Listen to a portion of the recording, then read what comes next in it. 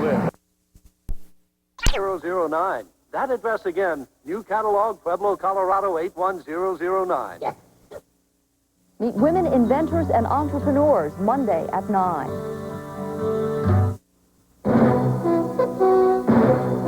From ABC News.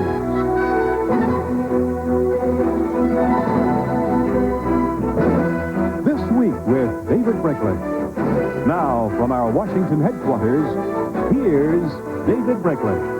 In Washington now, we have Republicans looking for jobs and Democrats looking for housing. And we have an air of expectancy among Democrats soon to achieve what politicians long for and dream about, power. Power in the White House and in Congress. The new Congress, not yet as well known as Governor Clinton, will have many new faces, 110 new House members and 12 new senators. More women, more minorities. That is enough of a change to make a real difference. What kind of difference? We'll ask today's guests. Senator George Mitchell of Maine, Democratic Majority Leader. Senator Bob Dole of Kansas, Republican Minority Leader. Newly elected Senator Carol Mosley Braun, Democrat, Illinois. And a two-term incumbent representative, Susan Molinari, Republican of New York. The background from our man Jack Smith. And our discussion here with George Will, Sam Donaldson, and Cokie Roberts here on our Sunday program. First, a little news. More black-white violence in South Africa. 5 black men throwing hand grenades killed at least 4 whites at a white country club. They escaped. A report from Don Kladstrup.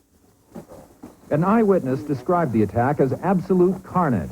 About 60 whites were attending a function at the King Williamstown Golf Club when 2 or 3 blacks entered the building, hurled grenades, and began shooting. At least 4 people were killed. 14 others were seriously injured.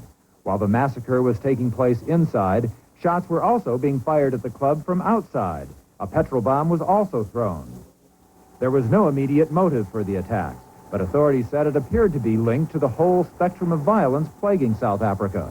What makes this case different, however, is that instead of blacks being the ones killed, it is now whites. Don Kladstrup, ABC News, Johannesburg. The Portland Oregonian says Senator Bob Packwood talks of entering a clinic that treats alcoholism. The Los Angeles Times says King Hussein of Jordan gave military help and information to Iraq during the Gulf War, and it says the Bush administration allowed military supplies to go to Jordan while telling Congress this had been stopped. The New York Times says a Dallas SNL operator helped Senator Phil Gramm pay for building a vacation house, and a year later, Gramm helped him deal with the federal SNL regulators. We'll be back with all the rest of today's program in a moment.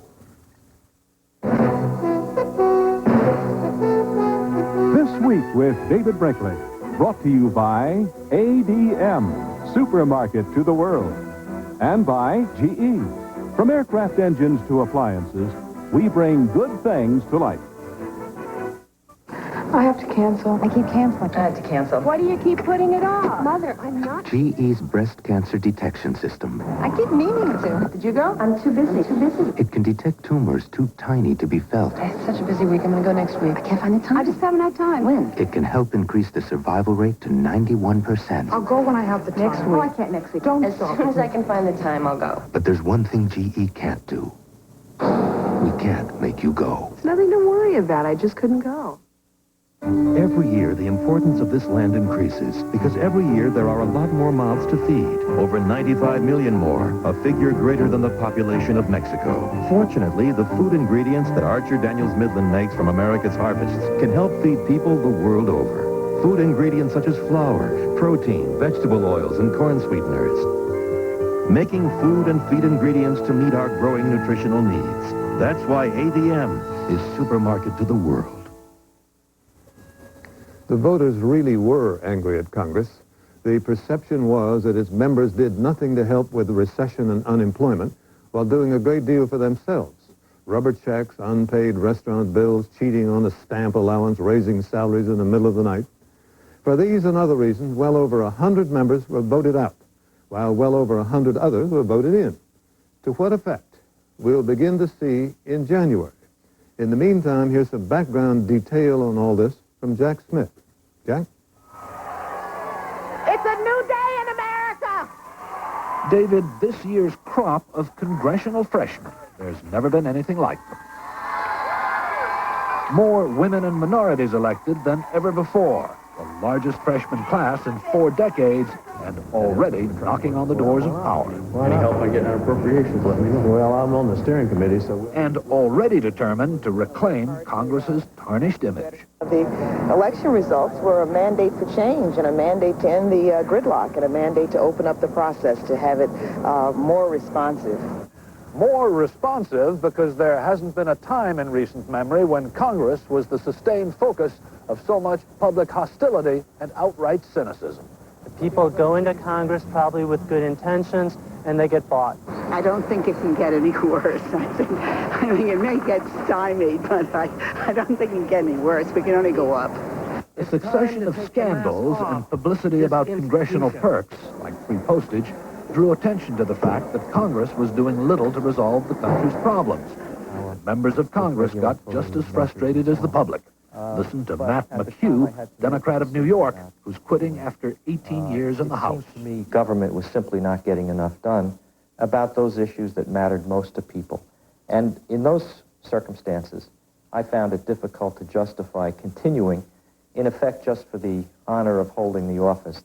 Republican Vin Weber of Minnesota. I'd like to believe that that's going to change in the near future, but I frankly think that it's unlikely. Nevertheless, for the first time in 12 years, Congress and the White House will be controlled by the same party, and that may mean an end to gridlock. There is a common understanding of what the American people want. They don't expect miracles of us, but they do expect progress, and they do want us to work. Meeting with congressional leaders in Little Rock and in Washington, Clinton pledged to work closely and frequently with the Hill. And he said we ought to meet twice a week. That sounds to me like the kind of hands-on president that we need right now in order to see that the tough legislation gets through. Gephardt says Congress was chastened by the election. Anti-incumbency put members on notice. If they don't deliver, they'll get voted out of office. Whether they like exactly what Clinton wants to do or not, a lot of Democrats are going to have to fall in line behind him, just out of pure self-interest. And that's vital, because without congressional support, Clinton's agenda will be hard to realize.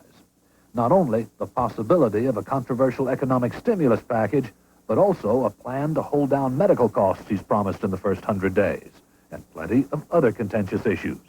Family leave for medical emergencies, vetoed by President Bush, free trade with Canada and Mexico, also inherited from the current administration, homosexuals in the military, and the Brady handgun control bill as well.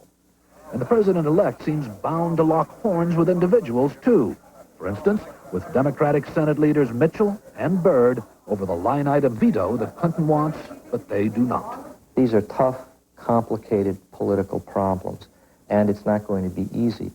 So the mere fact that we don't have divided government anymore is not the only answer to our problems.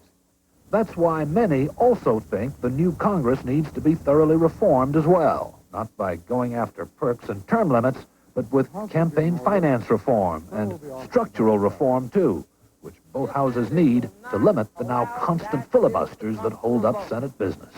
If I have to stay on the floor all night and all day tomorrow and do whatever I have to, I am prepared to do it. There is no discipline in the Senate because a body that has 100 prima donnas has tilted way too far to basically indulge those prima donnas. Now it's time for much stronger and more assertive leadership, and they'd better put their minds to it in January, or it's going to be an awfully tough year for them and for the president. Although this year's freshmen ran as angry anti-Washington outsiders, the fact is most were seasoned local and national politicians with more than 400 years of political experience between them. An unlikely group to really shake up the system.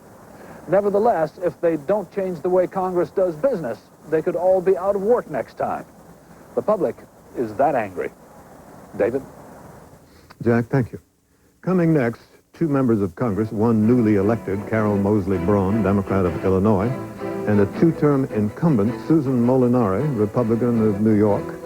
And shortly, the majority leader of the Senate, Senator George Mitchell, Democrat of Maine, and the minority leader of the Senate, Senator Bob Dole, Republican of Kansas. Here's a moment. It was a month like any other month for the Fitzgeralds. A month that saw more trips to more stores than they could remember. But because they used their new GE Rewards MasterCard, they received hundreds of dollars in savings certificates, as well as $10 checks. Good whether you're going to Macy's or Mexico. Which is why next month won't be at all like last month for the Fitzgeralds. The GE Rewards MasterCard. Call 1-800-GE-REWARD.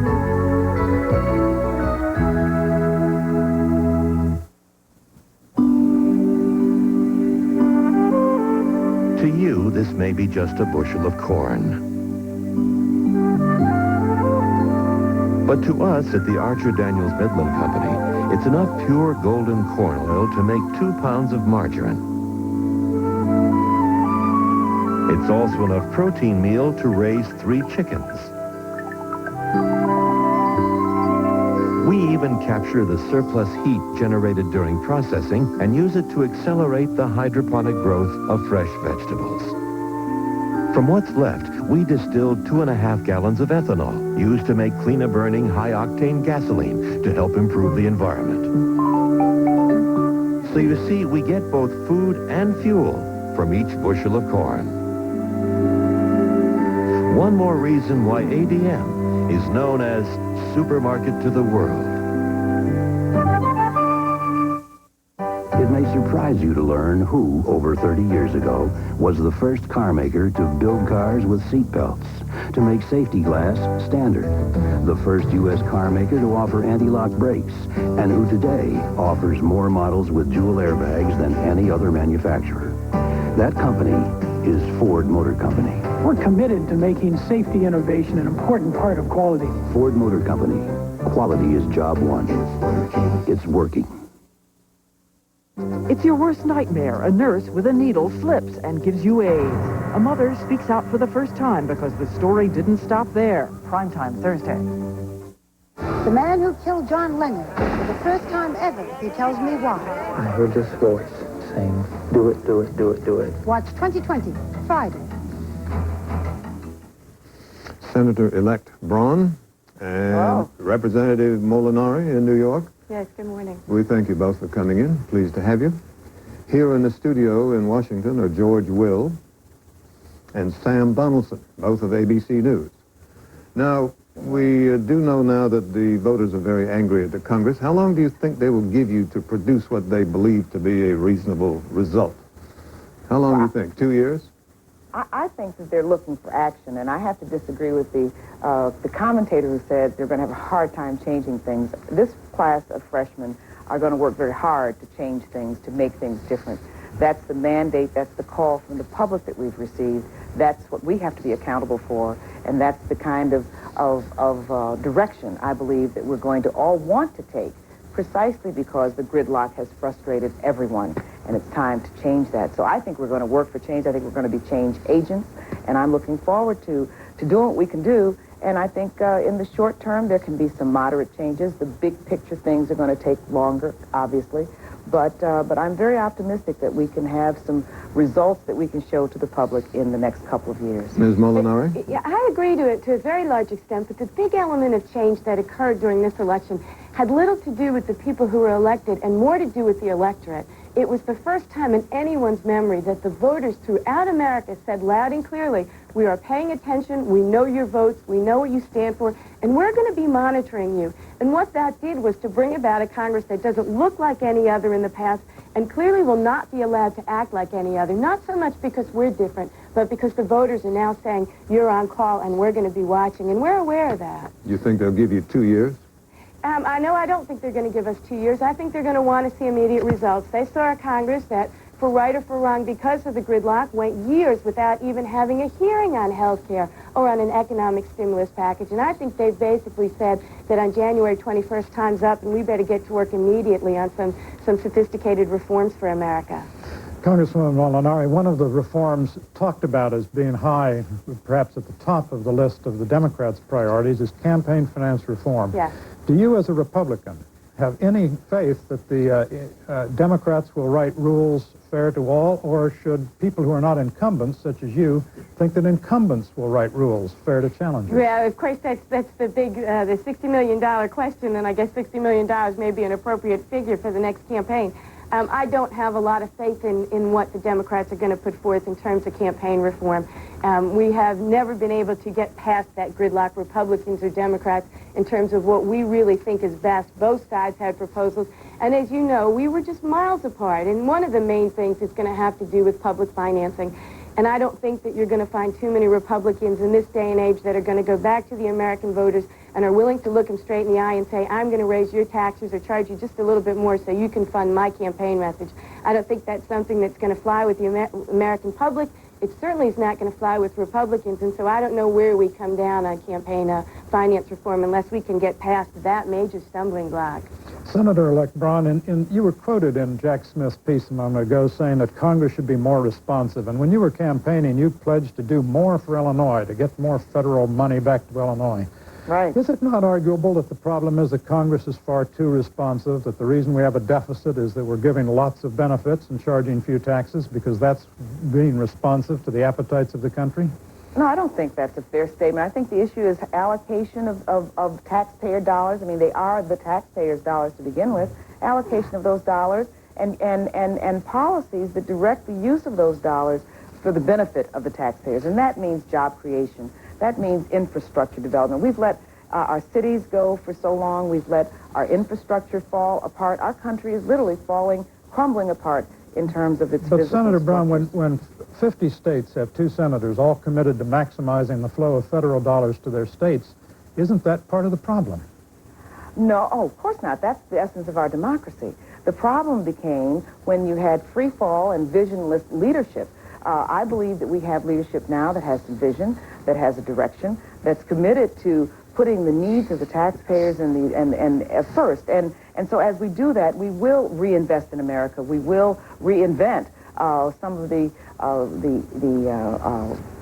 issues that the people are concerned about: healthcare, investing in healthcare, investing in infrastructure, making our cities livable places, and protecting our environment. That's not asking too much, and I think the taxpayers have every right to expect that their tax dollars will be used to do that. If I can jump in here, I also think what the taxpayers deserve to know is not only that we're going to take their money and we're going to spend it for them, but that we're going to start to put forth some realistic programs for urban America so that they can do for themselves. Basically, I think the mandate the American public has told us is, government, we don't like the job you're doing. Give us back some of our tax dollars. Give us some realistic policies that help us out a little bit, and then we'll take care of ourselves. And I think that may be one significant fundamental restructuring that's going to take place in this country. Well, you know, it may surprise you, but I don't disagree with you. I think that's exactly right. The point is that we need leadership now, which we haven't had up until recently. And I think the leadership now is going to be committed to allowing for self-help, to allowing for rebuilding. Unfortunately, the only part we disagree with, the only part, the part we don't disagree with is that I still am a little skeptical because it is the same leadership in the United States Congress that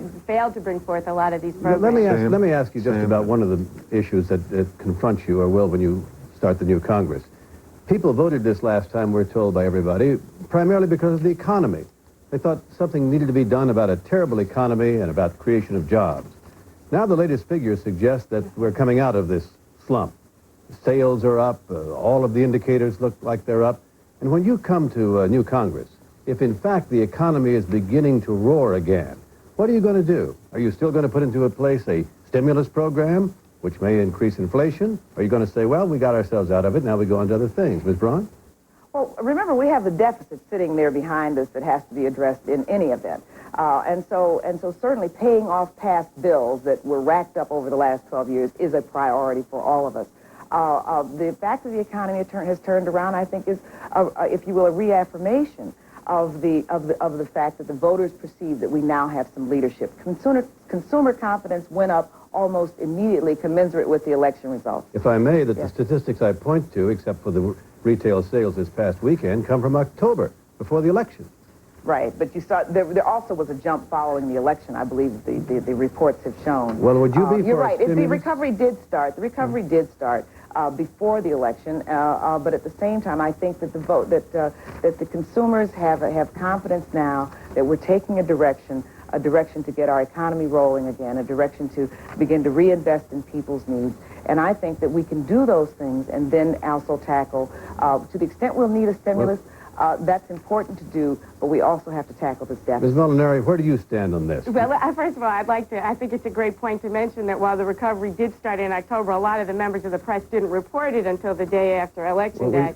We didn't get, ma'am, if I may, we didn't get the statistics. We didn't get the statistics of this past week. No, I understand, but a lot of the slant's been portrayed a little bit differently since the presidential election. But we do have to be careful, David. And I think you hit a very precise question. In terms of the economic stimulus package, if the economy has turned around and is roaring, as you say, do we come forth with a major infrastructure program, much like Jimmy Carter did when he first became president, was presented a similar economic picture, contribute to inflation and drive interest rates up? Or do we then use that opportunity to reduce the deficit and get some spending programs in line that allow the people to make those decisions, to continue to invest in our real estate market, and most of all, job retraining as we continue to go, with the help of God, from a wartime society to a peacetime society, and retrain workers throughout the United States. Sam, we've got a few seconds. Ms. Braun, I just want to ask you an issue that may confront you in the Senate, and that is whether you think there should be an ethics investigation of Senator Packwood and perhaps Senator Inouye or other members of the Senate who may have transgressed. I don't really have a view of that. I think sexual harassment obviously should be rooted out wherever it occurs, and these gentlemen should be called to account. But at the same time, I'm not familiar enough with the facts and what's actually gone on in both of those instances. But I think certainly we ought to have one set of rules for the public as well as the Congress and the Senate on issues like sexual harassment, discrimination, and other kinds of conducts that I think... Senator Braun, one of the motives that impelled you into the elections reportedly was your exasperation with the Thomas Hill hearings and the sight of an all-male Judiciary Committee. Right. Chairman Biden has been trying without success to get some of the new women elected to the Senate on the Judiciary Committee, and they, including you, have evidently expressed no interest. Why is this? Well, understand, my senior senator serves on that committee, Senator Simon, and so it is not, it's never been the case we've had two senators from a single state. Do you think some other women should join that? Sacrifice for the cause? I understand, well, I don't know if sacrifice or not, but I understand that that Senator Boxer, Senator-elect Boxer, has agreed to go on the committee or has offered to participate, Senator-elect Feinstein. So I don't think there's going to be, I think there will be women on the Judiciary Committee, and I think the entire institution of the Senate will change because we're there. Ms. Braun and Ms. Molinari, thank you both very much. Thank you. Pleased to have you with us today. Good luck to you. Thank you. Thank you. Coming next, the Majority Leader of the Senate, George Mitchell, Democrat of Maine, and the Minority Leader of the Senate, Bob Dole, Republican of Kansas. To the bumper. Look what ADM Research has cooked up. An all-vegetable patty that contains dietary fiber, is low in fat, and free of cholesterol. One that's made to meet the demands of vegetarians and other health-conscious consumers. It's the Midland Harvest brand Harvest Burger. And so far, it's made a big impression everywhere it's landed. ADM, supermarket to the world. He was 50 when it happened. In 3 months, he went from perfect vision to almost total blindness. In test after test, doctors were at a loss. Finally, a test was done using GE's revolutionary magnetic resonance imager. Look at this. Incredible. The doctors discovered a tumor affecting his optic nerves, and he was treated. Within days, he got his vision back. Hey, what a smile. And everything that came with it. This Week with David Brinkley will continue in a moment. So you've lost your job. What's next? Monday, how to cope with stressful, life-changing events. Plus, Country's Marty Stewart and Home Alone 2's Rob Schneider on the next Good Morning America. Your favorite brands, the newest models, at unbeatable prices. That's what you get every day at Home Video Library. For the big screen audio-video experience of a lifetime, check out Pioneer ProVision for sensational picture, sensational sound. And we guarantee unbeatable prices. If you buy from us, then find a lower price elsewhere, we'll gladly give you the difference in cash. For your favorite brands, the newest models, and unbeatable prices guaranteed, come to Home Video Library. If you shopped around, you'll be glad you found Home Video Library. Your fireplace adds so much to your home, and Gordon's can add even more. Gordon's Fireplace Shop and Home Decor. Selection second to none. Glass screens, fine accessories, high-efficiency natural gas fireplaces, plus home furnishings that will add to the warmth of your home. Hurry in for special sale prices on a great selection of glass screens and gas logs. Everything for your fireplace.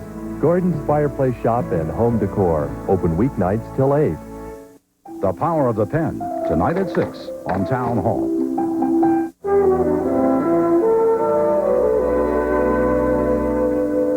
Senator Mitchell and Senator Dole, thank you for coming. Pleased to have you. You know everyone here. No introductions necessary. Now, a question for both of you. You've had the opposition party in the White House for all these years, 12, about to change. Can you change along with it? Are you going to miss the gridlock? Are you going to be unhappy without it? Senator Mitchell? No, we won't miss the gridlock. We won't be unhappy without it, and we look forward to making some changes in the institution and, more importantly, in what the institution does. I think it's important that we act on economic growth, dealing with the deficit, on health care reform, and a host of other issues, and I hope very much that we're going to be able to do that early next year. What institutional change do you have in mind? We created a committee last year comprised of 12 members of Congress, including the leadership, to review completely the procedures, processes, customs, and practices, and to make recommendations for change. Every human institution needs constant review, renewal, and change. We hope to get a report next year and to act on that. In the meantime, I myself will, early next year, following consultation with Senator Dole and others, propose some limited changes within the Senate. Senator Dole? Well, I'd want to define gridlock. I mean, a little gridlock might be pretty good from time to time. I don't want all this stuff passing that somebody may have in mind, and we don't know President-elect Clinton's specific agenda. So my view is, hopefully, sometime we'll have Democrats and Republicans joining together to stop some legislation if we, in our considered judgment, it's not good or in the national interest. So gridlock, that's what the Georgia Senate race was all about, and people voted for Republicans. Well, we were saying here a minute ago that what seems to be the substantial improvement in the economy has come out of gridlock, hasn't it? Well, a lot of Democrats were elected in November running against the economy and against George Bush's failure to deal with it. But, you know, luck of the draw, it came about 3 weeks late, the announcement of the recovery. And we're not Senator certain. Mitchell? I think we ought to wait another quarter to make certain it's for real. Senator Mitchell, I detect the faint aroma of gridlock already. The president says he wants a line-item veto, or at least enhanced rescission. Your colleague, Senator Byrd of West Virginia, says no and no to both of those and is, in his way, the fourth branch of government up there. What would you say the chances are of him getting a line-item veto or even enhanced rescission past Senator Byrd? I don't think they're very good, but I disagree with you. gridlock. Well, no, of course it isn't, George. You're suggesting any disagreement whatsoever between the president and any member of Congress is gridlock. That's the most expansive possible definition of gridlock. The reality is that there will obviously be disagreements. This wouldn't be a democracy if there were lockstep agreement on every single issue between the executive and the legislative branch of government. If you want that, you have to go to China or to Cuba. This is America, where we thrive on open, vigorous debate and disagreement, and then out of that comes the best policy. On the major issues, on those things which I think there has to be action, economic growth, job creation, health care reform, approaching the deficit, I think you're going to see some action, and that's not gridlock. Senator, speaking of healthy, open debate and disagreement, you've got a 43rd senator out of the Georgia election. That gives you, if you can hold your people together, something like a filibuster, veto blocking power. I'd like to get some sense of you, the standards by which you'd try and employ that. What are the issues that you think might be worth using the blocking power rather than the cooperating power? Well, first of all, let me make it clear it's not going to be easy to keep 41 senators in line. That's what you have to do to, in effect, block it by filibuster, by talking. We hope to have 44 after the election in North Dakota this coming Friday with the election of Jack Dalrymple, the Republican candidate. That would be very helpful. And that would give us a little more insurance to protect the national interest. But I could see, let's say, striker replacement legislation, where the unions support Democrats about 96% of the time. We might be able to hold together on something like that. How about campaign finance reform? The American people say How can you trust Democrats to write rules fair to Republicans, and how can you expect incumbents to write rules fair to challengers? It's very difficult. Senator Mitchell and I have tried to work together on a bipartisan effort on campaign finance reform. We didn't get it accomplished. We appointed some outsiders who had no interest in Congress. But I would say if public financing's in the bill, I think it'd be a big mistake. And if they try to put limits on what you can spend, it'd be a big mistake. It'd help Democrats and hurt Republicans. But this may be another area. And you got to apply the same rules to the House as you have in the Senate. Last year they passed a bill that had one set of rules for House members and another set of rules for senators. Are you saying that you might be able to hold a veto or a filibuster-sustaining majority together to keep the rules the same for both bodies? I think so. I think on that issue, if the Senate is treated differently than the House, then I think the senators will stand Doesn't together. that doom campaign finance reform right there? Well, first, I think that Senator Conrad will be reelected in North Dakota. I'm confident that the majority will be 57 as we have Clinton it campaigns now. for him. Yeah. And secondly, on campaign finance reform, the central issue is spending limits. It's not reform if you don't have spending limits, and they can't be the same for the House and Senate. They're different constituencies. You wouldn't possibly think that one of 52 House members in California would have the same spending limit as one of 2 senators who must run statewide. So I hope we're going to pass a bill. We passed a good, strong, fair bill last year. It was unfortunately vetoed by President Bush. We're going to come back early this year because I think we have to change the process. And I think that's one of the 2 things we must do to restore public confidence. The president wants to send up to 30,000 American troops to Somalia to protect the relief supplies there, assuming the United States can be in charge of that operation, and other countries go along, and the United Nations, of course, passes the normal resolutions. My question is, first, is that a good idea? And second, to what extent need our United States Congress authorize such an operation? Senator Mitchell? I think it is a good idea to help in providing relief supplies. The War Powers Act requires congressional approval within a 60-day period after American troops are introduced into a situation where hostilities are occurring or are imminent. It's unclear whether that will apply in this case. As you know, Sam, every president, Democrat or Republican, since the passage of the act has denied its application. My own view is that we should be providing assistance to, as the president has suggested, to assist in the distribution of supplies. Meaning troops? American troops to assist in the distribution of supplies. I do not believe that will involve Americans in a shooting war. So at the outset, no congressional authorization would be necessary? It's not necessary under the law. And Senator Dole, you agree with that? Well, I share that view. I think we've already authorized, UN's authorized 3,500 troops. They've only used about 500 because of the difficulties they're having in Somalia. There's no government there. I'd be very cautious. It seems to me that if we're going to step into that, we better make certain that we know precisely how it's going to end. Well, how can you ever know precisely how something like that is you have a pretty good opportunity here. We're not, this is probably a second-rate at best opposition, if there would be opposition.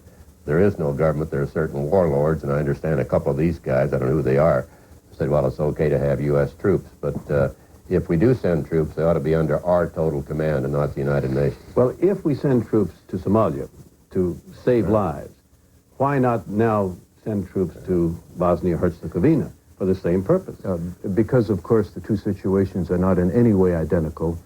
I visited Croatia and met with the Bosnian president, the Croatian president, the Karadzic, or the Bosnian president? The Bosnian president, Izetbegovic, the Croatian president, Tudjman, and Prime Minister Panic of Serbia in August, and we made recommendations to the administration at that time, which unfortunately have not been carried out.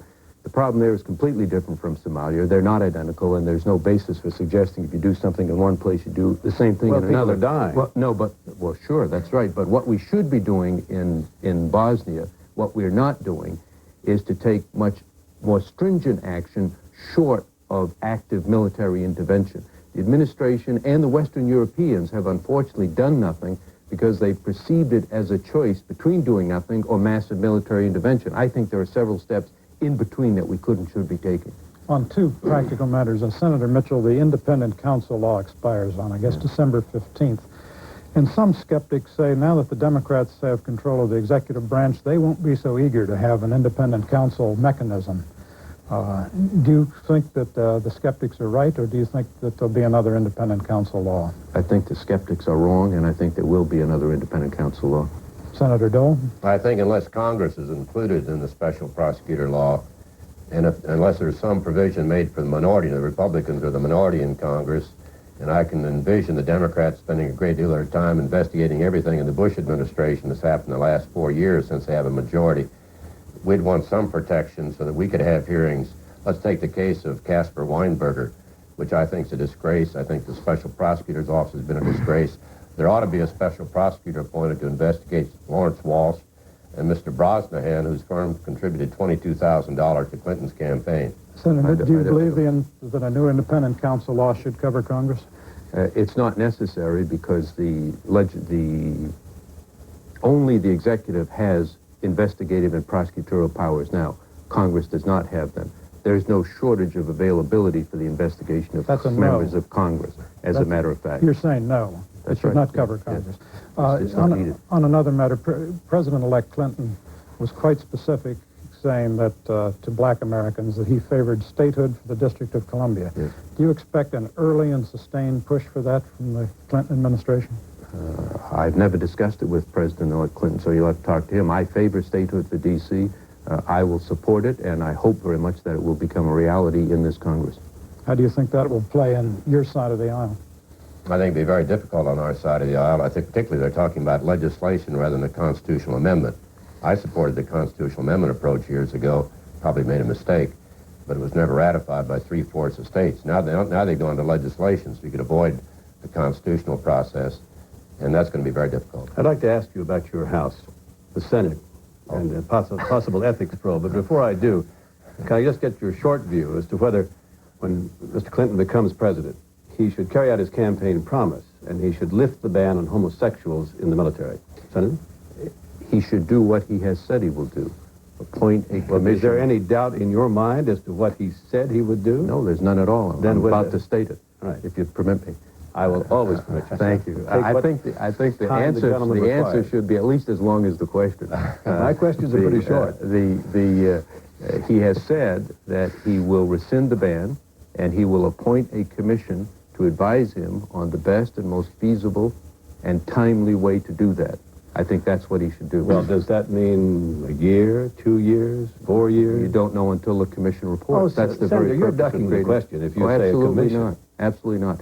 The ban should be rescinded. The manner, timing, and circumstance in which it's done, the legal requirements to do so, for example, should be carefully thought out and implemented. In 1954, the Supreme Court said the schools should be desegregated, and many of them still are not desegregated.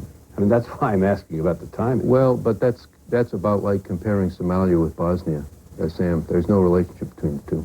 Well, what about it, Senator Dole? Should he lift the ban?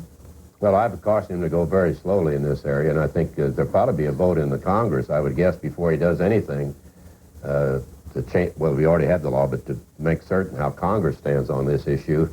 And I doubt that there are enough votes in Congress to lift But the ban. he has the authority, doesn't he? He has the authority, but we can always change the statutes. Now, let me ask you about your own house. Will there be an ethics committee investigation of Senator Packwood and perhaps Senator Inouye? The allegations are serious and should be taken seriously. Senator Packwood has said that he wants an investigation by the Senate Ethics Committee, and I'm advised that a formal complaint will be filed, although I don't believe any has been filed, and therefore I expect there will be a prompt and thorough investigation by the Ethics Committee. Of Senator Packwood. What about Senator Inouye? I do not know that either Senator Inouye has requested an investigation or that a complaint has been filed. Senator Doe, how do you feel about Senator Packwood and an investigation? Well, I think Senator Packwood said he welcomed an investigation. And my view is the quicker the better.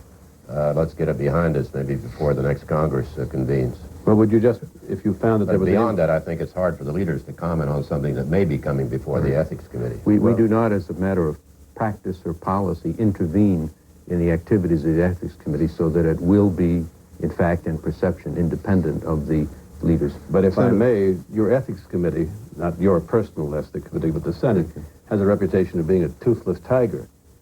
You don't really take serious major action in most cases. Well, that's your description, Sam. I disagree with you. What you say is a reputation is your interpretation. Others have a different That's not the view of the senators who've been involved with the Ethics Committee, I can tell you that. They feel they've been rather harsh in their judgments. Senator Mitchell and Senator Dole, thank you. Thank you both very much for being with us. Thank you. Happy to have you. Right. Coming next, our discussion here on the news track, if I can keep it there. And joining us will be Cokie Roberts of ABC News. In a moment.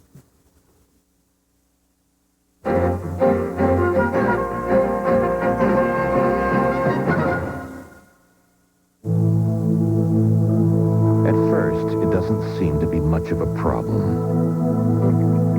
A tire here, a tire there. But it all adds up to the point where Americans dispose of more than 250 million tires a year. But at the Archer Daniels Midland Company, we're doing something about it. We're taking tires that would ordinarily be an environmental problem. We're shredding them and mixing them with coal to create a fuel that burns cleaner in our power plant, providing the energy we need to produce ethanol, a gasoline additive derived from surplus cornstarch that helps reduce carbon monoxide emissions by up to 25%. So as you can see, by using a little ingenuity, we at ADM have got yet another good idea rolling. ADM, supermarket to the world. Dave Baldwin may not own a yacht, but like you, he makes sure the kids get new clothes when they need them. These are the basics. And now you can get something back just by the way you pay for them. The new GE Rewards MasterCard. With it, you can earn $10 checks, good at places like Macy's and Kmart, and hundreds more in savings certificates. For your GE Rewards MasterCard, just call 1-800-GE-REWARD.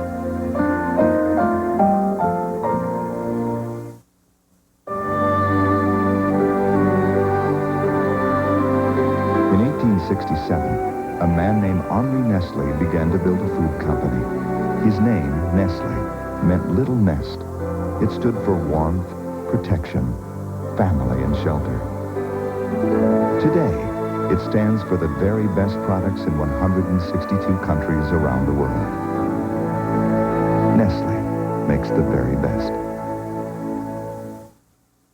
She believes her ex-husband was guilty of child abuse. I knew that she was describing sex acts. So she kidnapped her own daughter. Where is the child? And spent over 2 years in jail. Based on the shocking true story, Bonnie Bedelia in A Mother's Right, the Elizabeth Morgan story, Sunday. Over these 4 years, President Bush has said a number of times he would never commit American troops unless he knew exactly what the mission was and unless he knew how they could be got out. Now, do those conditions apply in Somalia, George? Well, the terrain looks right. You have, and this is a good thing, you have anarchy rather than an established government and an organized opposition. Furthermore, you have in the chairman of the Joint Chiefs of Staff, and Colin Powell, someone with a record of asking precisely that question. What's our military mission and how do we know when we've succeeded there? President Bush is responding in a humane way to the fact, which is that when a great nation has a capacity, it requires some kind of duty to exercise the capacity when it can. It's a very difficult moral argument, but when you see, and this is the third great variable here, now we have television, and you have these horrible pictures of starvation, 1,000 people a day said to be dying, coming into the living rooms of a great nation that has a capacity to do good, there is a humane imperative to try. The agony of great powers, George. We have the capacity as a great nation to do many things. Yes, we can go to Somalia perhaps at a very low risk, but we can go to Bosnia-Herzegovina, despite the fact that some say it's a different situation, and clearly it's different in that it's not just relief supplies with no opposition. Well, the terrain to begin with. But we could do it. We have the capacity. We have the capacity to be the world's policeman for a short period of time, and I think it would be a terrible mistake. Well, except and when you start down this slippery slope, where do you end? Who do you deny? Well, I think that it's important that the United States not do it alone, therefore, because we don't want to be the world's policeman. However, the world needs a policeman.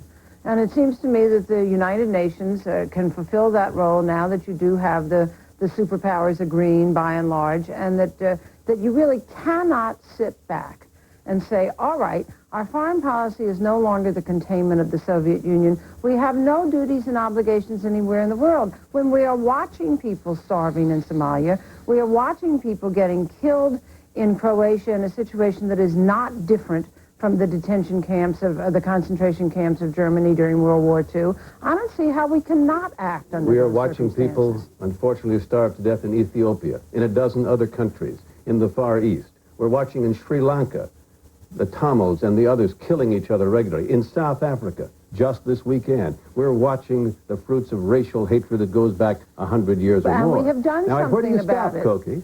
Where do you say, well, we'll take care of this situation and try to prevent deaths here?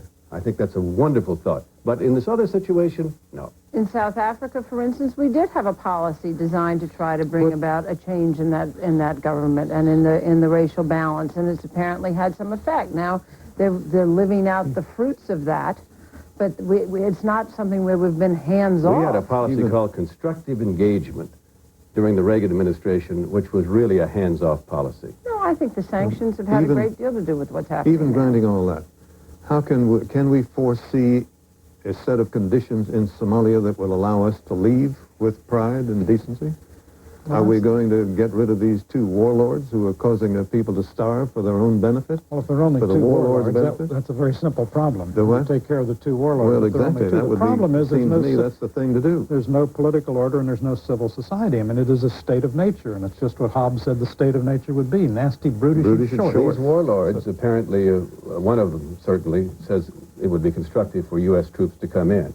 See us as an intervener that would help consolidate their power. That is, my power against his power, my power against his power. As long as they're there, how do we ever get out? Oh, we'll get out. I would agree Somalia probably is a low-risk operation, and I agree with you about Chairman Powell asking the question, how much shall we put in, and we need to put in enough so that we're not just bled to death on it. And the mission is pretty clear. It's getting the food distributed and getting it distributed safely. For how long? Well, that is the next question. And at the same time, then you put in a peacekeeping force on top of that. And there are peacekeeping forces in countries all over the world that have been there for many, many years. Peacekeeping forces in the Middle East and Cyprus, all over the place.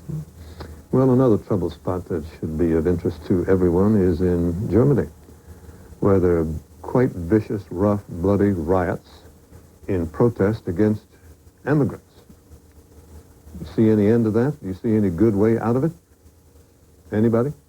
Oh, what do you say about Germany? Anything you say you get in trouble on, in the sense that, is this a test of the theory that the German is either at your feet or at your throat, as Winston Churchill once quoted a Greek statesman as saying? And in Germany, is there something in the people?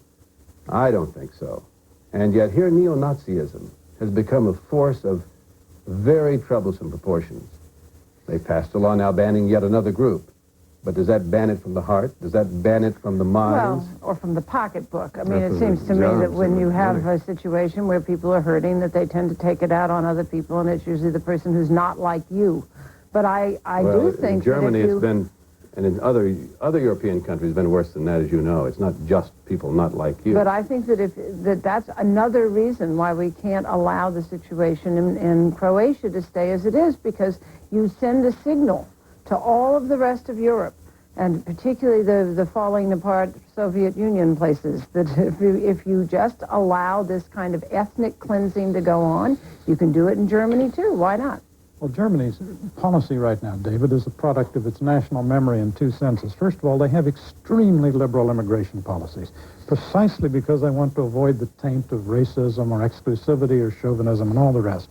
So they have an open... They also, George, if I may interrupt, wanted people to do the dirty jobs that they didn't want to do themselves, like collecting garbage. But and that's so what on. immigrants do in all nations. I know, They did and them that's in our what they were country doing as in well. Germany. That's right. And furthermore, they have the memory of the Weimar Republic and the knowledge that had they had a more stringent policy against anti-democratic, paramilitary, violent street gangs, they could have saved the world and themselves an awful agony. And for that reason, they have in their constitution, in their fundamental law, the capacity to act against violent groups that reject democracy. And so I'm not worried about the stability of Germany. It's a bourgeois, prosperous, decent It is country. a real plus that the German government has moved very quickly, it seems to me, to try to prevent these groups from growing and from wielding power. I just come back to where I started, and I'm stammering because I don't know what you say about Germany. Change the subject quite substantially. The Queen of England has announced she is willing to pay taxes, and I believe the government is willing to collect them. Isn't that a new era in the world? Well, anybody saying they're willing to pay taxes at any level is probably a new era in the world. But for the Queen of England, it's certainly a new era. But she has had, as she said, a terrible year. One of the things that we have learned, I guess, again, in this television age, is that a job description that was never there for Queen before seems to have been necessary, which is good mother. And the Queen of England has done all of her duties quite well as Queen. She just raised a bunch of rotten children, and they have misbehaved terribly, and bringing the monarchy down with them for doing so. Well, she's made the London tabloid newspapers very happy because they've kept the front pages full of it now for weeks and months. But you know, a lot of people raise a bunch of children who are uncontrollable to one extent or another. I wouldn't say rotten, but gosh, my poor mother, what she had to put up with. But the point is, there is that. The spotlight there, you never knew her. The spotlight there is that we have an institution that shouldn't exist, the monarchy.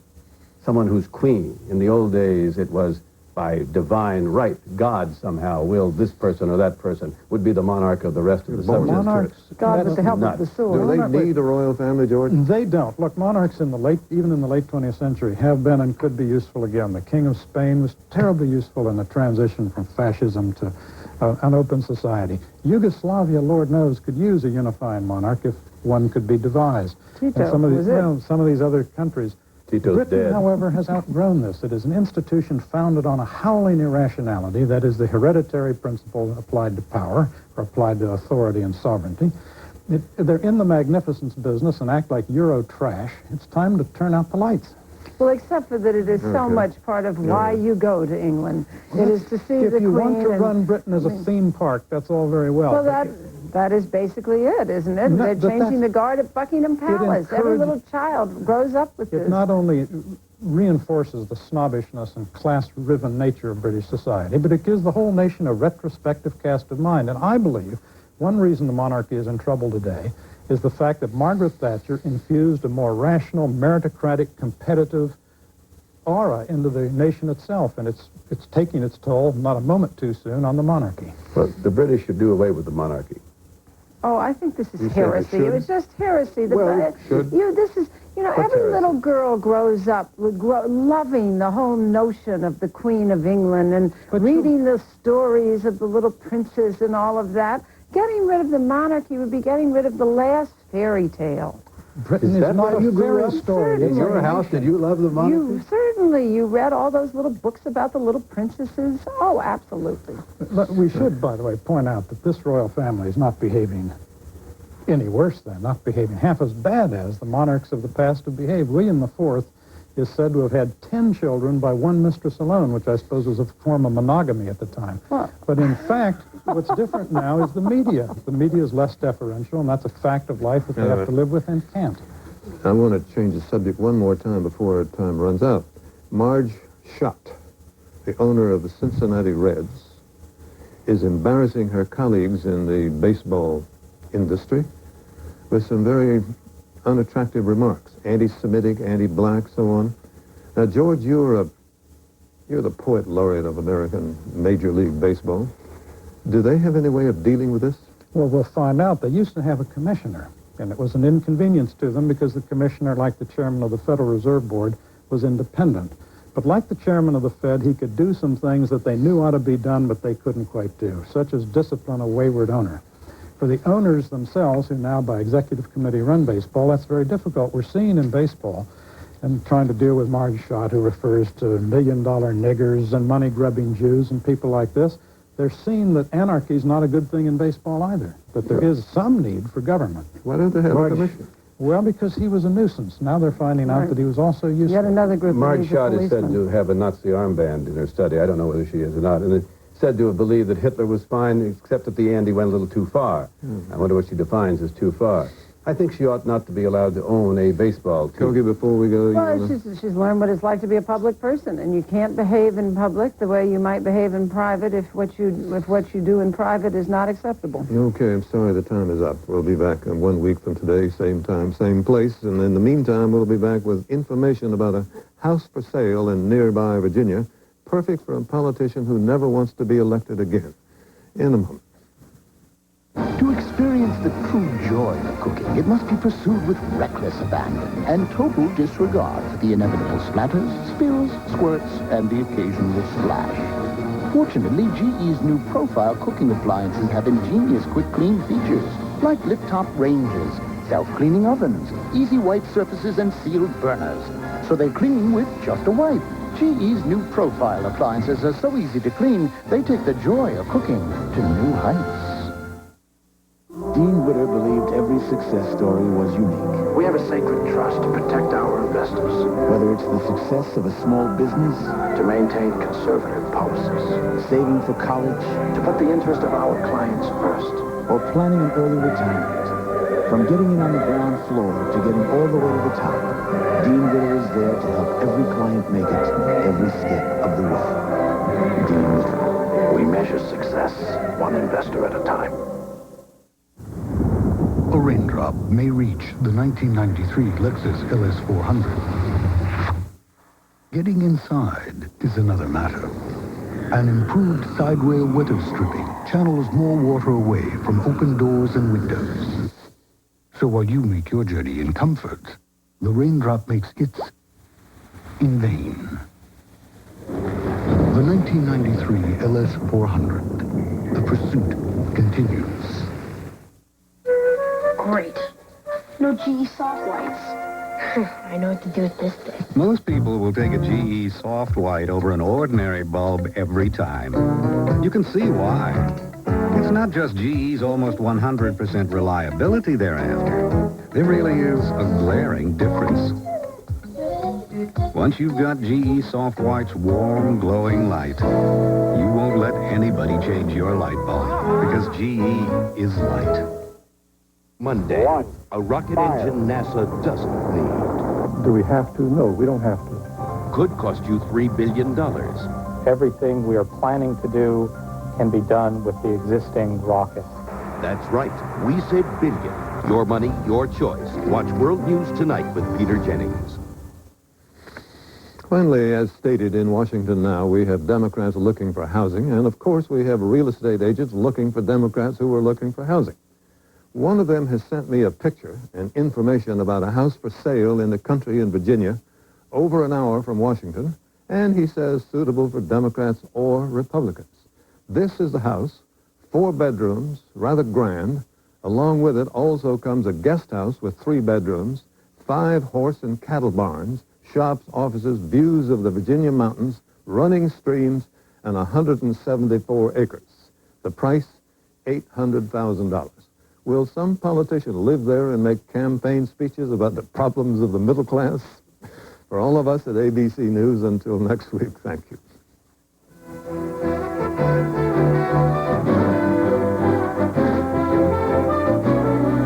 This Week with David Brinkley, brought to you by GE. From plastics to financial services, we bring good things to life. And by ADM, supermarket to the world. Later today, World News Sunday with Forrest Sawyer. And Ray Gandolf looks at how Shaquille O'Neal has brought real magic to the Orlando Magic tonight on World News Sunday. If you wish a transcript, send $5 to 1535 Grant Street, Denver, Colorado, 80203.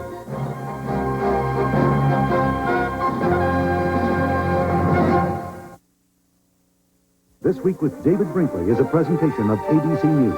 More Americans get their news from ABC News than from any other source. Fred Couples, Tom Kite, Greg Norman, and Payne Stewart. 4 of golf's best. See who's the king of swing in the grand finale of the Skins game today on ABC Sports. They're rocking the dome.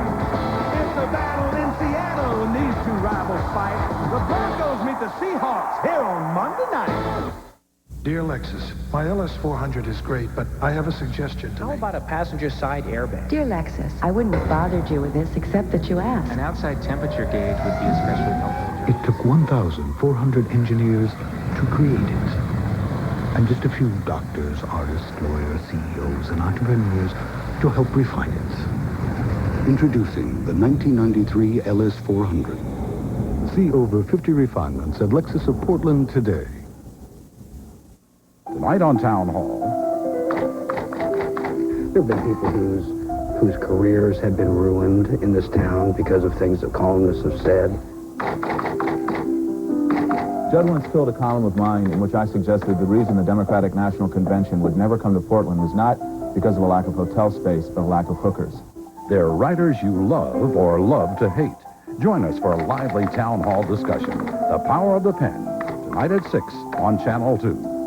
Get the day's news from Channel 2 News, weeknights at 5 and 11. Welcome to Business World. I'm Bob Jameson, and here's what's on this week's agenda. Going broke in fields of plenty. Despite the new trade agreement, some American farmers fear a bumper corn crop will leave them short on long green. And French farmers, are they in the kind of dire straits their protest would have you believe? Also, a retail giant tries to stay afloat. Macy's hopes this Christmas the shoppers won't rain on its parade. From New York, this week's Business World guest, Macy's co-chairman Mike Ullman. And turkey restaurants. Will expansion mean growing pains for some growing chains? From ABC News, this is Business World. Now from New York, here's Bob Jameson. Thanksgiving, a time to be thankful for a bountiful harvest, unless perhaps you're a U.S. corn farmer with too much bounty. And even a new trade agreement probably won't help enough, nor will the new administration, unless it can find a way to repeal one law, the law of supply and demand. They are calling this year's corn crop the big one. People have farmed for 50 years have never seen a yield like this. Record yields are creating the most bountiful harvest in the history of the Corn Belt, an estimated 9.3 billion bushels of corn. Heard about it. Come on. Yeah, we can take it low, but we don't know how long it'll last. Yet it may be a bittersweet bumper crop. The huge supply is already pushing down prices, and much of the crop is still in the fields. It's rather grim right now. We have a situation where corn is running roughly 20% below last year's prices. Maybe only half the crop is in as of now. The recent compromise reached between the United States and the European community to cut subsidized grain and oilseed exports may also be a mixed blessing for U.S. farmers. It will help U.S. farm exports by reducing the amount of subsidized European grain they have to compete with. I think here that they'll open up some more markets for us. For one, a lot of my corn goes to Europe through corn gluten meal, and it kept that market strong for us. But that help will take some time in coming. First, the entire World Trade Liberalization Package, the so-called Uruguay round of the General Agreement on Trade and Tariff, or GATT, must be approved. You certainly wouldn't begin to see this agreement being implemented in the United States and elsewhere before the beginning of '94, and I hope we can make it that quickly. Second, the cuts in subsidies will then take 6 years to be phased in. What will be the final result? We see U.S. ag exports going up by a little over 10%, probably $4 to $5 billion more exports into the world market than currently. But U.S. government subsidies paid to farmers will also be declining. From a high of $26 billion a year in 1986, income transfer payments are now close to just $10 billion. Concerns about cutting the U.S. budget deficit and the proposed agricultural compromise itself will cut payments further. We should expect those payments to be trending on downward, probably by several $billion a year more. And that's several $billion that farmers are now getting from the government, that they're going to have to get from the marketplace, or else suffer the declining real income of their families. That could be difficult. Russia, which used to be a huge market for U.S. wheat and corn in the 1980s, is now having difficulty paying for our grain. Corn exports, for example, once 15 million metric tons, are now just 8 million tons. Analysts see the Russian market continuing to shrink. While certain other markets, particularly Asia and Mexico, have been increasing, they haven't been increasing as fast as the Russian market is declining. Yet U.S. farmers like Tom Osborne, who grows corn on a 1,500-acre farm in central Indiana, tend to be optimists. After losing money last year because of a severe drought, Osborne is hopeful that at least he'll make money this year. Prices have went down a lot since there is a bumper crop out here, so we're not going to make all the money back that we lost last year in 1 year, but it's going to help a lot having a good year. But if U.S. farmers are upset about the effects of oversupply and declining subsidies, French farmers fear they could be plowed under by the tentative agreement between the European community and the United States to reduce farm subsidies. And that's making them almost ballistic. It seemed like a war zone last week as angry French farmers hurled firecrackers at riot police and burned American flags to protest the proposed cut in farm subsidies. But the protest may be in vain. French farm policies may be a victim of their own success. For years, French and other European countries have kept farmers in business by paying tens of billions of dollars a year in price supports and export subsidies.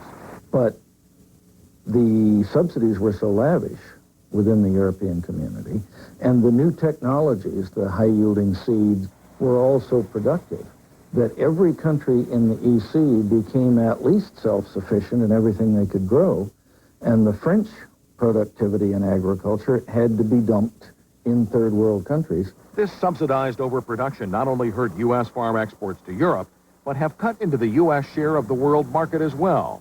Now even some European observers admit there's a problem.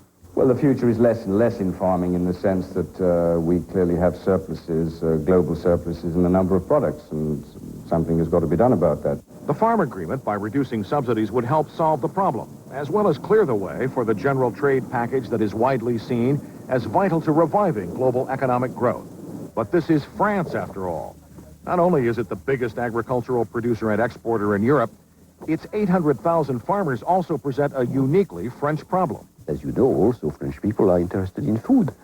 And food is so important in French culture that, of course, the people who produce the food are near the heart of every Frenchman.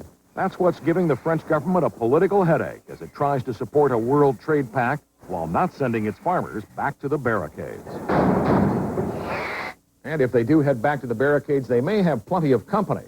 Farmers throughout the European community are planning to march on Strasbourg, the seat of the European Parliament, the day after tomorrow. And some organizers say they could be 50,000 strong. In just a minute, the outlook for Macy's. Will it be a season of overinflated promises, or will they shop till they drop?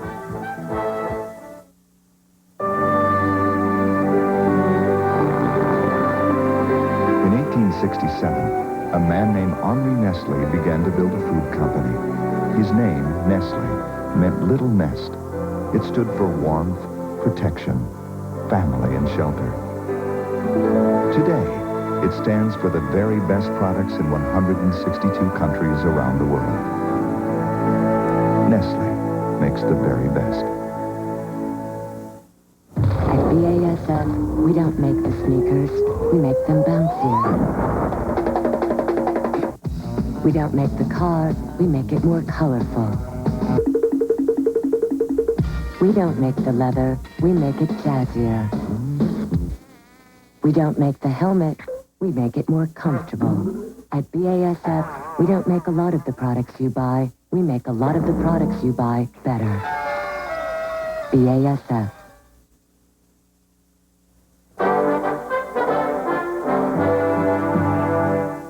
This could well be the biggest shopping weekend in 3 years, and retailers are hoping that predictions of a strong Christmas season come true. In the heady merger and acquisition days of the 1980s, department store chains lined up for leveraged buyouts.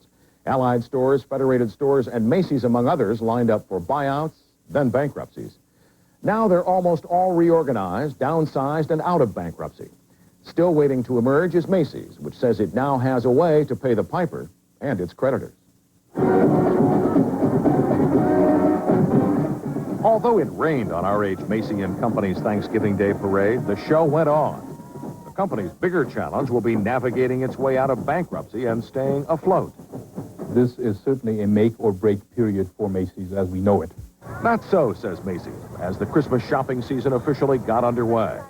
After reporting a staggering $1.25 billion loss for the last fiscal year, the company says its newly unveiled 5-year plan does not count on dramatic sales increases. Our benchmarks that we need to hit to satisfy our banks and the trade groups out there and everything are very modest. They're very modest and very makeable. The plan does call for drastic cost cutting, reducing private label merchandise, and less advertising, which may be bad news for newspapers. It also calls for a more technological approach to replenishing inventories, with planners reordering specifically those items that are selling. Analysts say it's a change in corporate culture. Macy's always believed that they were the dominant store, and therefore everybody had to follow what they said. In other words, manufacturers had to take returns. The manufacturers were very much abused. Today, they're being thought as partners. Manufacturer Nicole Miller, which has about $1 million tied up in the bankruptcy, is pleased to see Macy's turn away from its old flamboyant style. This management is absolutely nuts and bolts. They don't throw touchdown passes. Instead, every gain is a 5-yard gain. They make touchdowns anyhow. The retailer's reduction of private label merchandise, he says, will be mutually beneficial. If Macy's has a selling item, and a planner calls me up and says, we have the XYZ item is selling very well, we need another 200, I'm killing myself to get it there. If they are private label, they are probably in a pipeline that's 4 months in the process. Macy's will not only survive, he says, but thrive. But the Young Stuff apparel group says that the giant retailer has lost much of its market share, and it will have to perform very well to achieve its plan. Young Stuff was one of many manufacturers that stopped shipments when Macy's was teetering, on the theory that even venerable institutions have to pay their bills. I think with survival on this end not being as easy as it was, you start to lose some of the emotion and you make decisions based upon numbers. The manufacturer is adapting to America's changing shopping habits. 5 years ago, department stores were 80% of Young Stuff's business. Today, they're only a third. We feel that if you are strictly a department store resource, you are doomed to failure. They are no longer, the people out there today are shopping on TV, they're shopping in price clubs, they're shopping in the chains. But Macy's says it's seen all this before. Corvettes was going to put us out of business 25, 30 years ago. Masters was going to put us out of business. The Gap has had a run of 8, 10 years of enormous growth. Walmart's a great low-cost operator. We don't think that's our niche as a department store to be the lowest-cost provider of goods and services. Macy's niche, he says, is the moderate to upper moderate customer. Its typical shopper's income is more than $66,000. But the company's first market research conducted in 25 years shows that half of its potential customers have been leaving the store without making a purchase. Critics say that if the company is to lure people back, more drastic measures may be needed. The merchandising plan, in my mind, strikes me as being still too indebted to previous ways of doing business, frankly. But Macy's says merchandising is its strong suit. And though the company is haunted by a dismal Christmas past when sales fell 8.5%, it hopes Christmas present will usher in a new era. There's probably more retail business, more retail space in the United States than anyone needs today in all forms of retailing. So I think the game is going to go to the swiftest and the smartest and the best organized. When we come back, we'll talk to Macy's co-chairman and co-CEO, this week's Business World guest, Myron Ullman III. No one has to tell you that doing business today is more challenging than ever.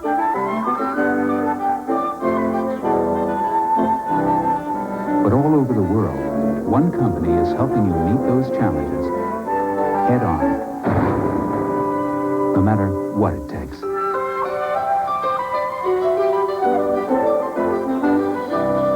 New challenges, new thinking. It may surprise you to learn who, over 30 years ago, was the first car maker to build cars with seat belts, to make safety glass standard, the first U.S. car maker to offer anti-lock brakes, and who today offers more models with dual airbags than any other manufacturer. That company is Ford Motor Company. We're committed to making safety innovation an important part of quality. Ford Motor Company. Quality is job one. It's working. Your favorite brands, the newest models, at unbeatable prices. That's what you get every day at Home Video Library. You can't find a better big screen than Sony VideoScope. The picture is noticeably brighter and sharper. The sound powerful. See them all at Home Video Library. And we guarantee unbeatable prices. If you buy from us, then find a lower price elsewhere, we'll gladly give you the difference in cash. For your favorite brands, the newest models, and unbeatable prices guaranteed, come to Home Video Library. If you shopped around, you'll be glad you found Home Video Library. See the new 1993 Honda convertible Del Sol at Beaverton Honda. I'm Bob Lamphere. Choose your Honda from our huge inventory of new Hondas or from one of the largest selections of pre-owned Hondas in the Northwest at Beaverton Honda. Our expert parts and service departments are open until midnight during the week and all day Saturday and Sunday. Get your best Honda deal at the home of the $1,000 guarantee. Beaverton Honda in downtown Beaverton.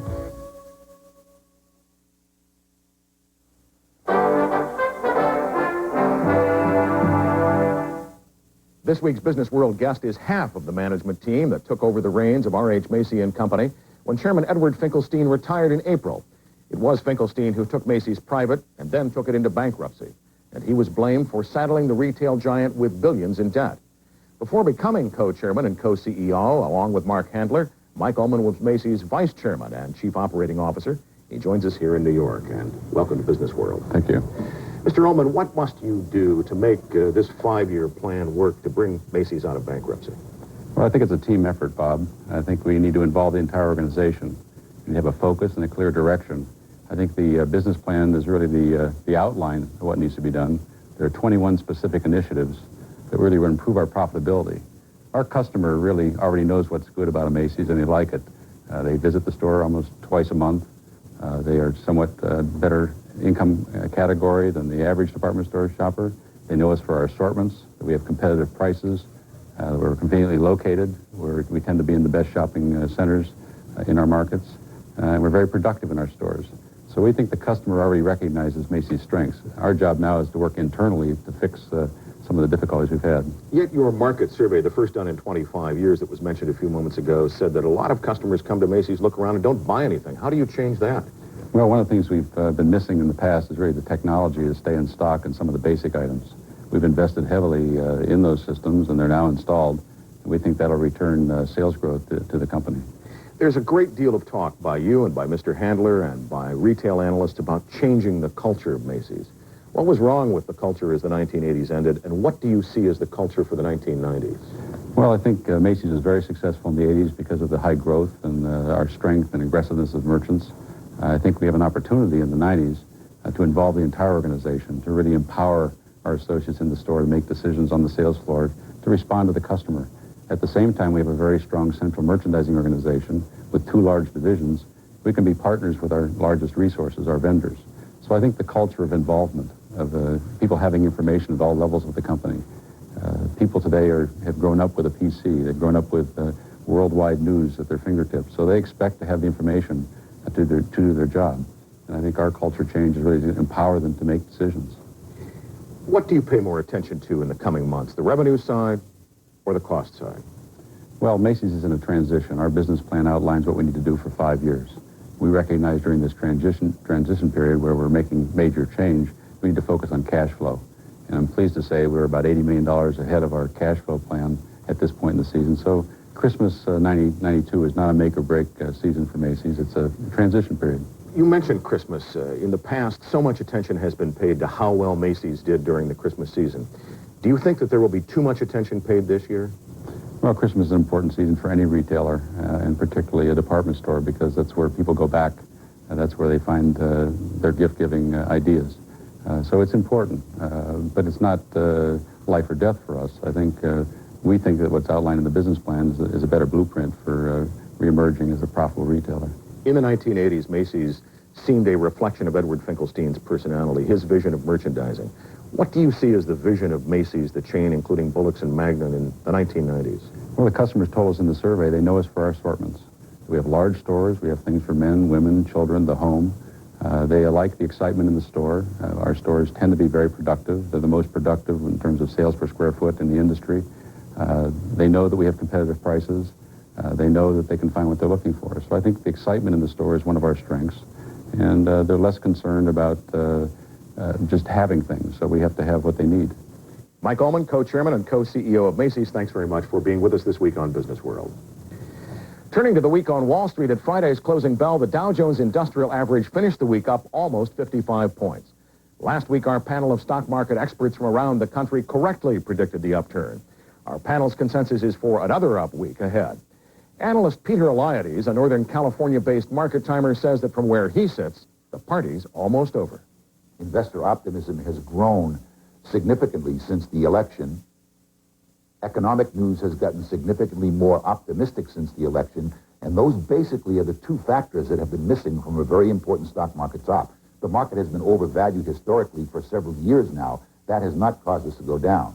But these missing elements are now coming together in a time period where I feel very strongly we are going to see a final stock market top between this week that we have seen, that we could be at a top already, and at the very latest, the first week in January of 1993. I think we're there. When we return, if you haven't had your fill of turkey, we'll show you where you can fill up. You know, I don't get it. We make so much more than our parents ever did. And they bought a house, took vacations. They even managed to retire. That was then. Things are different now. So how are we going to do it? To help manage your money more wisely today, get the Wall Street Journal Guide to Understanding Personal Finance. The guide is filled with information you need to know before you buy a home, plan your retirement, or start saving for your child's college years. It's yours free when you subscribe to the Wall Street Journal. Every business day, the Wall Street Journal gives you the news, analysis, and insights you need to make the right decisions for your business, your career, your future. Subscribe now to the Wall Street Journal. Get 13 weeks of the journal for $37, over 20% off the newsstand price, and your free copy of the Guide to Personal Finance. Call 800-228-5999. That's 800-228-5999. Because all pain is not the same.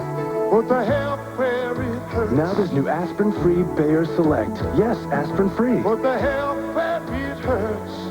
With Bayer Select. Bayer Select is not one, but 5 different aspirin-free formulas for sinus, headache, nighttime, menstrual, and arthritis pain relief. Because all pain is not the same. What the hell, where it hurts. Bayer Select. At BASF, we help make carpet more colorful, more durable, more valuable for your home team. At BASF, we don't make the carpet, we make it better.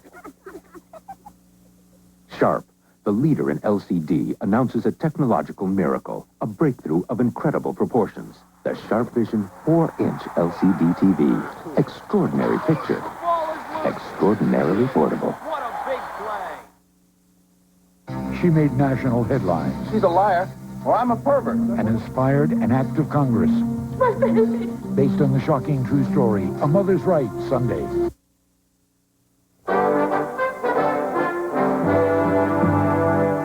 Well, some people may have had their fill of turkey. Some just can't get enough.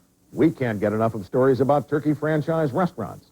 A year ago, we brought you the story of one franchise, and without meaning it to be a foul joke, we thought this was the right time to see whether this whole concept has become, well, a turkey. When people come up after Thanksgiving and they say, oh, we've had enough turkey, well, there's more to stuff in turkey than just a turkey breast sandwich. We've taken turkey to the next level.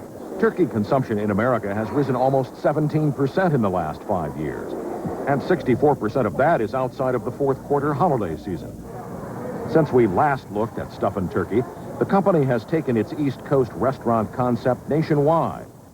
With its competitor, Bassett's Original Turkey, it may not rule the roost, but together they've carved out a niche in the world of the fast food kings. The demographics of those people are generally a little higher income, a little more educated, a little more health conscious, and not so price conscious. They want something real good and they'll pay for it. And they're lining up to pay more than $5 for a meal. Customers at the two chains' 35 restaurants will gobble up more than $10 million worth of turkey and trimmings this year. Both chains hope franchisees will flock to their doors seeking a formula for success. According to the International Franchise Association, almost 97% of franchised business units opened in the last 5 years are still in operation. All the mistakes that we've made, the franchisee will not have to make, which some were costly and some weren't so costly. Both chains tempt the taste buds in bright tiled locations with assorted breads, the food preparation done mostly in front of the customer, and variations on fresh turkey that the pilgrims never dreamed of. But it's their boasts of single-store sales from about $400,000 to $600,000 and the bottom line that tempt franchisees. After we pay off all our debts, what will we be able to clear? Probably about $60,000 to $70,000 a year. Though the two chains look much alike, they're not exact clones. Stuff and Turkey has expanded its concept by introducing grilled items in their stores located mostly in food courts in upscale malls, while Bassett's has gone beyond its original sandwiches to include full dinners and assorted salads in its new individual restaurants. And of course, they both seek expansion. We're looking for area developers to go out into D.C. and New York. People can open up 3 to 5 locations at a time. We don't want to be opening up 15, 20 stores a year. We want to have controlled growth. We want to service our customers and service our franchisees the best way we can. And by that, I mean controlled growth. We'll be right back. This royal throne of kings, this happy breed of men, this earth of majesty, this little world. The airline that's uniting the world. United brings you non-stop service from 6 U.S. cities to London's Heathrow and the land of poets. This blessed plot, this earth, this realm, this England. Come fly the friendly skies. Over here. I notice you're checking prices on those little TVs. You wouldn't have to if you had Sprint's remarkably easy calling program, The Most. Oh, yeah? See, The Most saves you big on whoever you call the most each month. 36% when that person has Sprint. And you don't have to sign anyone up. It's easy. You might even save enough for one of those big screen jobs. Thanks. They're on aisle 6. Oh.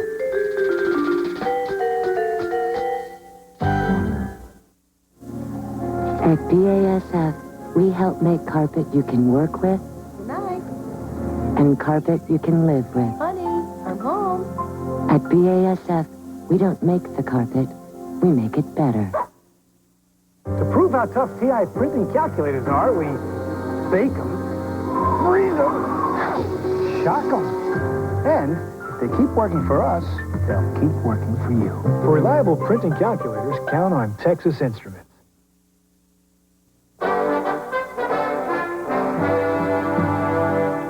Finally this week, 2 signs of changing times. Remember that essential perk of the 1980s, the golden parachute?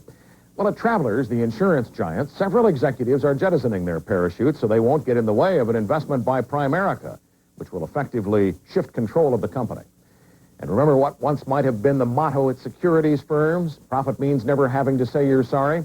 Well, Nomura Securities is buying back $336 million worth of bonds from investors who were misled about the risk in an issue of U.S. real estate-linked securities. That's it for this week. Whatever business you're in, we hope the week ahead is a prosperous one.